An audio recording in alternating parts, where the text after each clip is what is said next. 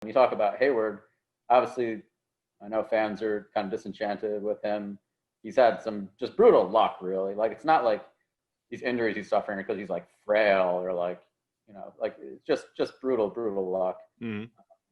But this year, when he was healthy, like last year when he was healthy, he was still not himself. It was clear. This year when he was healthy, he looked really good. He's one of their best players, and I think it was encouraging. There aren't a lot of Gordon Haywards out there. We talk about like moving off of Gordon Hayward. Like, if he's back and playing like he's capable of, that's a pretty big asset to have, particularly if you're putting him alongside guys like Jason and Jaylen who are still on their uptrend. Right. The thing with Gordon, though, is, and I mentioned this to Bob last week, is, emotionally, like, we all feel for Gordon Hayward, like, as a fan. Like, I want him to succeed. After the way things started, to have him kind of climb all the way back would be incredible, right? However, we have a sample size of decent data that says that Gordon, for some reason or other, like, can't stay healthy. This wasn't really the case in Utah. He was amazing in Utah. Durable, was the center point of their offense, etc. Now it's something completely different.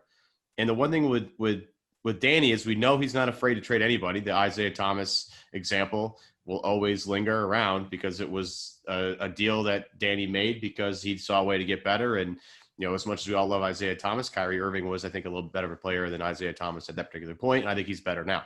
However, we know Danny's not going to be emotional about the stuff. He knows that he has to make improvements. And Gordon's contract kind of gives them a way to grab someone who, again, might not be an amazing talent anymore, but someone that's got a really high price contract. Do you see in any way, Adam, that they use Hayward's contract as a way to maybe grab some other big contract that might fit better with this team?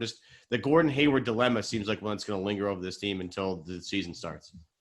Yeah, I mean, that's the other part of it. I mean, there's a reason trades are so infrequent, that you need a trade partner and a willing trade partner. Like Danny talks about every time after the trade deadline. He's like, look, like, there's deals I wanted to make, guys, but you forget there's another team that has to say yes.